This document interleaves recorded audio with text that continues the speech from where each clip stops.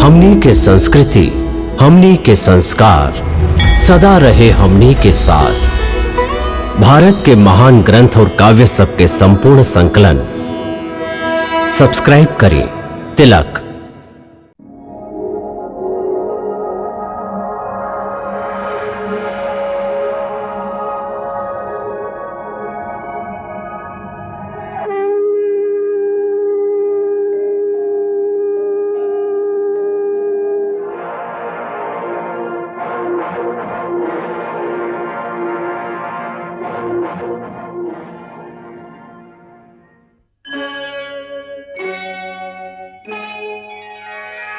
कृष्णा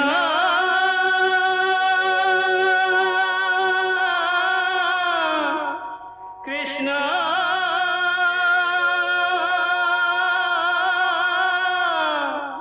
हरे कृष्णा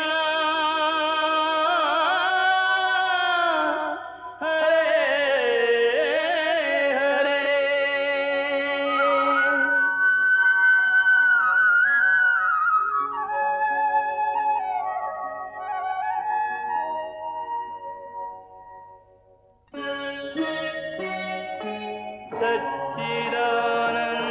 सच्चिदानन्दरूपाय विश्वोत्पत्त्यादिहेतवे तापत्रयविनाशाय श्रीकृष्णाय वयं नमः।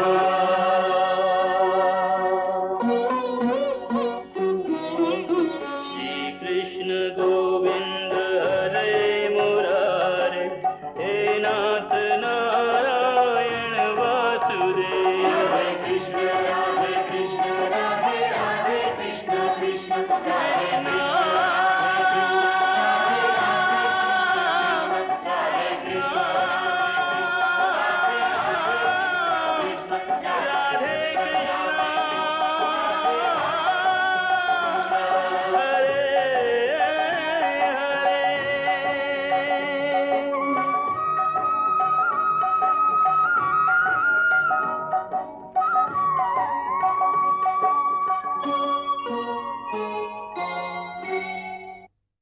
देखा अर्जुन, अभ्यास के अर्थ निरंतर अभ्यास। मन के एक काम पर लगा द, वहां से भागी ओकरा के पकड़ के ले आवा, वो फिर भागी ओकरा के फिर पकड़ के ले आवा। ऐसा बार बार करे के पड़ी। जैसे घोड़ा के नवजात शिशु एक क्षण खातिर भी स्थिर ना रहेला, क्षण क्षण में एहर ओहर फुदकत रहेला।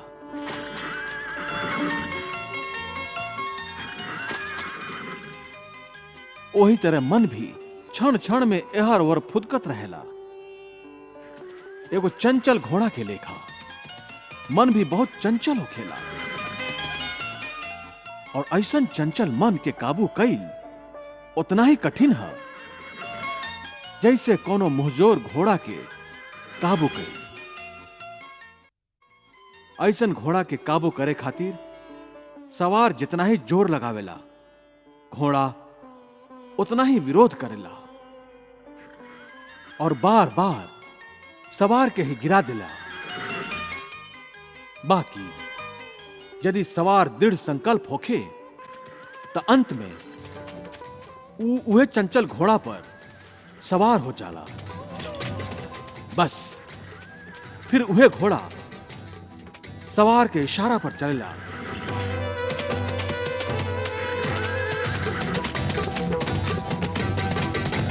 वही तरह मन के भी नियंत्रण के रस्सी में बांध के बार बार अपन रास्ता पर लावल जाला, तो वो अंत में अपन स्वामी के कहल मानल शुरू कर देवेला। एकरे के कहल जाला अभ्यास के तलवार चलावल।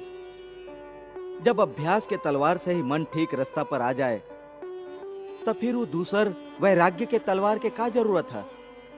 ओकर जरूरत ऐसे है कि एक बार ठीक रास्ता पर आ गईला के बाद मन फिर से उल्टा रास्ता पर ना चल जाए।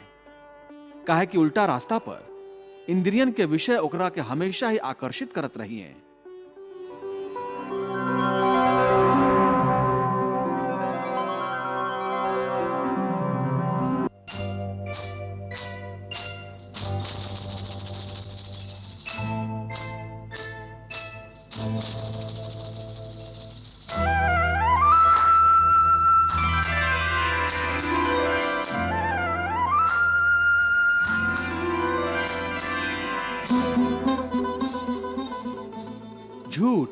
भोग, विलास और काम के तृष्णा ओकरा फिर अपन ओर खींच सकेला।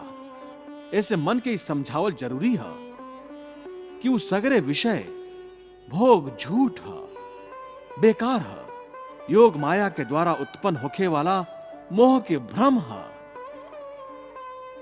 मन जब यह सत्य के समझ ली तो ओकरा विषय से मोह ना रही, बल्कि उनका से वैराग्य हो जाई। और यह वैराग्य के तलवार के काम है कि वो विषय के मोह के काट के मन के सन्यासी बना देवेला। मोह से विमोहित जब बुद्धि तेरी भली भांति, मोह रूपी दल दल को पार कर जाएगी। लोक परलोक से संबंधित भोगों के प्रति तब तेरे मन में विरक्ति भर जाएगी। वासना की वासना रहेगी तेरे पास तनिक, मन स्थिर हो जाएगा, कामना मर जाएगी रे अर्जुन। मन के स्थिर होने पर आत्मा ये परमात्मा रूपी सागर में उतर जाएगी, परमात्मा रूपी सागर में उतर जाएगी। प्रभु, विषय के आभास त मनुष्य के इंद्रियन के माध्यम से होखेला और भगवान श्री कृष्ण विषय के मोह के त्यागे के कह रहल बाड़न, त का मनुष्य इंद्रिय के प्रयोग कैल ही छोड़ देवे? ना देवी, विषय के मोह के त्यागे के ई अर्थ नहीं खे कि मनुष्य इंद्रियन के प्रयोग कैल ही छोड़ देवे।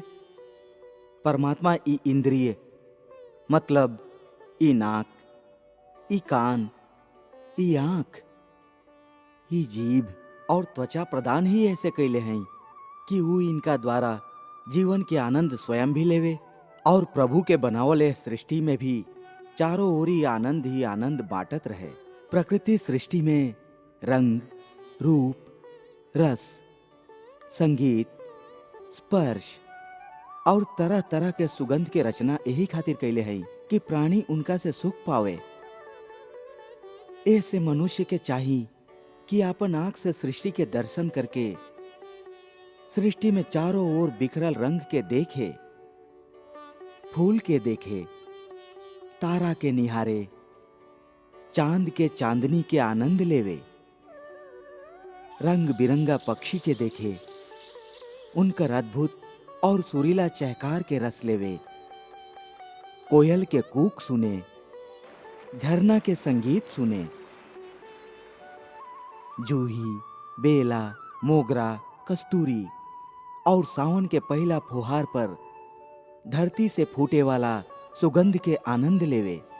और जैसे एगो माई अपन लइका के कोमल गाल के छू के ओकरा के चूम के ओकर कोमल स्पर्श से निहाल हो जाएली, वैसे ही तरह तरह के स्पर्श के आनंद लेवे और ई सब के रचना करे वाला प्रभु के लीला के गुण गावे। बाकी ई सब विषय के भोगत, विषय के दास ना बन जाए, बल्कि एगो कर्म योगी के लेखा निरासक्त होके उनका भोगे। भोग के भोगी के तरह ना, बल्कि योगी के तरह भोगे। और ऐसन करत समय संयम और संतुलन के ना छोड़े।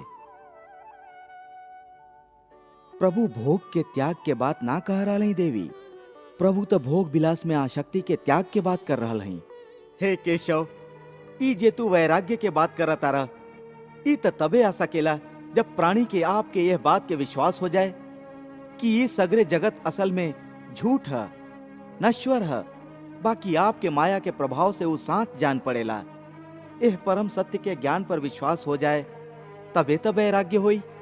बिल्कुल, ज्ञान ही मनुष्य के हृदय में वैराग्य पैदा कर सकेला और वह सच्चा ज्ञान हम तोहके प्रदान कर रहा है। तू तो प्रदान कर रहल बाड़ा कृष्ण, बाकी हमार मन ओकरा के ग्रहण काहे ना कर रहल है। काहे कि तू अभी तक तू ओह मोह और भ्रम के अंधार से बाहर निकलल ऐसे तू एह ज्ञान के ग्रहण करे में असमर्थ बाड़ा। ऐसे हम तो के समझा रहा है कि खाली शरीर मरेला, आत्मा ना मरेला। ऐसे तू शरीर के मोह त्याग दा, उनकर मृत्यु के शोक त्याग दा। बाकी तुहार मन ओह सत्य के मानल नइखे चाहत।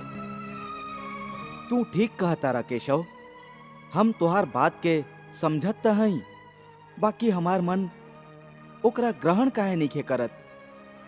एकर कारण का है? एकर कारण हो उ जंजीर जे तुहार मन अपना ही इर्द गिर्द लपेट रखले हा। कौन सा जंजीर? रिश्तेदारी के जंजीर, ई नातेदारी के मोह कि ई हमार भाई हा, ई हमार मामा हा, ई ससुर हा, ई पितामह हवन।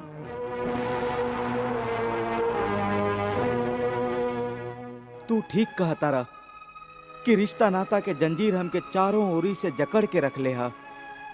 बाकी हम ये जंजीर के कैसे तोड़ दी? हम मान लेली कि ई सगरे शरीर नाशवान है, बाकी इनका संगे जे हमार रिश्ता है ऊ त नाशवान नइखे, ऊ त सच्चा है। भीष्म हमार पितामह हई, अभिमन्यु हमार बेटा है, महाबली भीम हमार सहोदर भाई बड़न। ई रिश्ता तो सच्चा है। भले ही सब के सब शरीर मर जाई, बाकी सब के संगे जे हमार रिश्ता है ऊ त ना मरी। जैसे आज हमार पिता महाराज पांडु के शरीर ना है, बाकी हमार पिता आज भी महाराज पांडु ही हैं। पिता पुत्र के वो पवित्र रिश्ता तो समाप्त ना भइल है। ई रिश्ता के पवित्रता पर हम कैसे प्रहार करी? शरीर के भुला जाई, बाकी अपन दादा के रिश्ता पर तीर कैसे चलाई? अपन भाई के नाता पर तलवार कैसे उठाई? अर्जुन, ये रिश्ता, ये नाता सब एह जन्म के हा। एह जन्म से पहले या एह जन्म के बाद ये रिश्ता के कोनो अस्तित्व ना रहेला। ये काका, मामा, भाई, बेटा, पितामह पिछला जन्म में कहवा रहन? तुहार का लागत रहन? और अगला जन्म में ये का हुई हैं? कहवा हुई हैं? एकर उत्तर बा तोहरा पास? ना केशव, ऐसे कहत है कि जब शरीर नाशवान है तो ये रिश्ता भी नाशवान है। पिता के बात छोड़ के अपन ही बात करा। पिछला जन्म में तोहार मृत्यु भइल होई,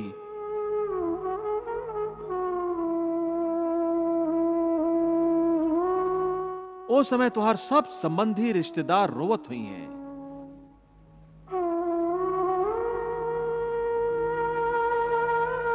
तुहार पत्नी, तुहार बेटा सब बहुत विलाप कैले हुई हैं।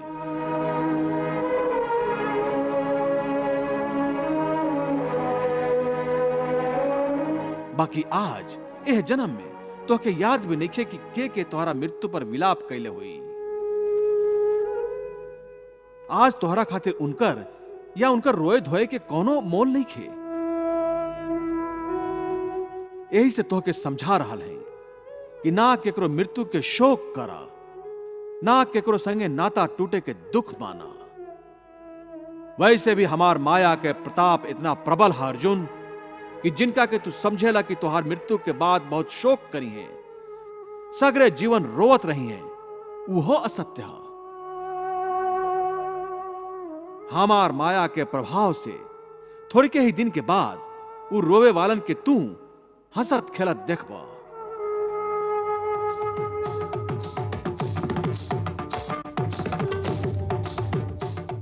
मित्र 4 दिन रोवेलन, भाई 10 दिन रोवेला, पत्नी थोड़ा ज्यादा रोएली, माई सबसे ज्यादा समय तक रोएली।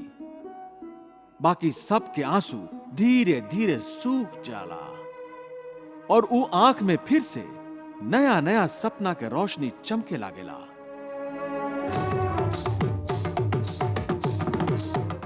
हे अर्जुन, का तू बता सकेला कि पिछला जन्म में तोहार कौन कौन सा रिश्तेदार तोहरा खातिर कितना विलाप कैले रहन? ना केशव, ये हम कैसे बता सकत हई? हमरा तो ई तक याद नहीं खे कि ऊ के रहन। बस जेह तरह तू अपन पिछला जन्म के भुला गिल बाड़ा, वही तरह तू अपन एह जन्म के भी भुला जाइबा। एह जन्म के रिश्ता के अर्थ तोहरा आए वाला जन्म में कुछ भी ना रह जाई। आज अभिमन्यु के तू अपन बेटा समझेला, हो सकेला पिछला जन्म में तोहार पिता रहा होके, या आवे वाला जन्म में तोहार महाशत्रु बन जाए। आज तू जिनका के अपन रिश्तेदार समझताड़ा, जिनका के आदरणीय समझताड़ा, और यही कारण उनकर हत्या करे में संकोच कर रहल बाड़ा, हो सकेला उन्हीं में से केहू तोहार कोनो पिछला जन्म में तोहार हत्या कैले होकस।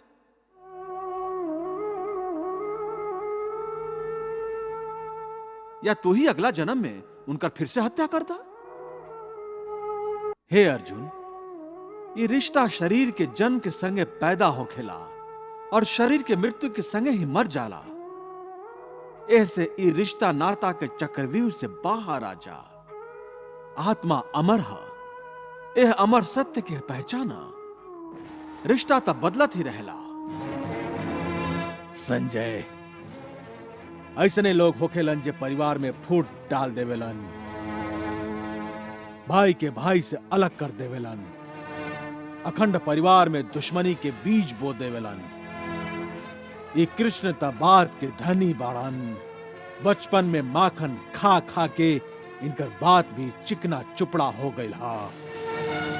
लागत आई अर्जुन के रिश्तेदारी के मोह से निकाल के ही छोड़ी हैं।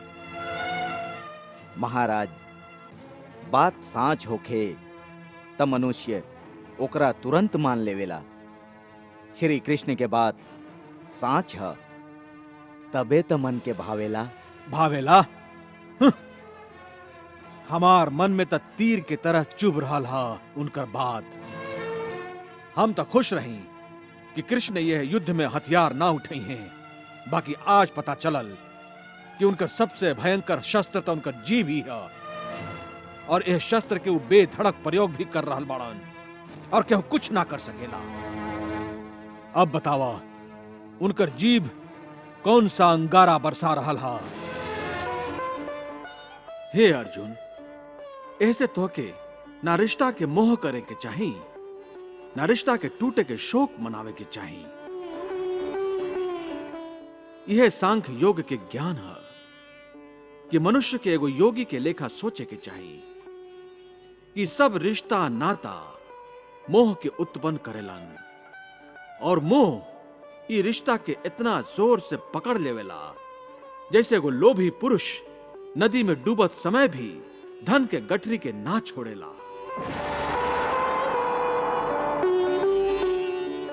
और आखिर में वह गठरी के बोझ से खुद भी डूब जाला।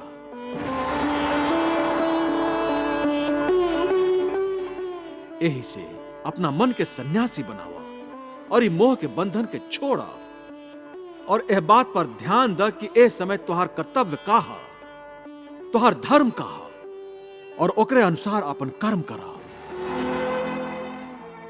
प्रभु, भगवान श्री कृष्ण एक ओरी त अर्जुन के समझावे के कोशिश कर रहल हैं कि ई रिश्ता नाता सब बेकार है, इनकर मोह त्याग द, ई बंधन से मुक्त हो जा। और दूसर ओरी वो अर्जुन के युद्ध करे के प्रेरणा भी दे रहल हैं। उनका सगा संबंधियन के विरुद्ध हथियार उठावे खातिर कह रहल हैं, उनकर हत्या करे के कह रहल हैं। देवी, अर्जुन के भगवान श्री कृष्ण के उपदेश ठीके है, एमे शंका और संदेह के कौन सा बात है? प्रभु, युद्ध कईल और आपन शत्रु लोग के हत्या कईल योद्धा लोग के काम है, सन्यासी के ना। बाकी भगवान श्री कृष्ण अर्जुन के संसार के मोह त्यागे खातिर भी कह रहल हई और युद्ध करे खातिर भी कह रहल हई। तब भला एक ही समय में एगो मनुष्य योद्धा भी बने और सन्यासी भी बन जाए, ई कैसे संभव है? ई तो परस्पर विरोधी विचार है। ना देवी, भगवान श्री कृष्ण अर्जुन के सन्यासी बने को उपदेश ना दिली, बल्कि मन से सन्यासी बने के कह रहल हई। सन्यासी बने के उपदेश ना दिली तब फिर मोह त्यागे के मांग के का अर्थ है? देवी, भगवान श्री कृष्ण एह संसार के त्यागे के पक्ष में नहीं खी। वहां के तो खाली ही चाहिए कि मनुष्य एह संसार में रह के आपन कर्म के फल के रूप में मिले वाला सगरे भोग के भोग करे, बाकी आसक्ति रहित होके। मनुष्य के मुक्ति खातिर सन्यासी बने के जरूरत नहीं खे। खाली मन से सन्यासी बन के आपन सुख दुख के भोगत भी आपन धर्म के ना भुलाए, मोह माया के चक्कर में पड़ले बिना आपन धर्म के निभावे। सन्यासी ना, सन्यासी की तरह कर्म करे। कृष्णा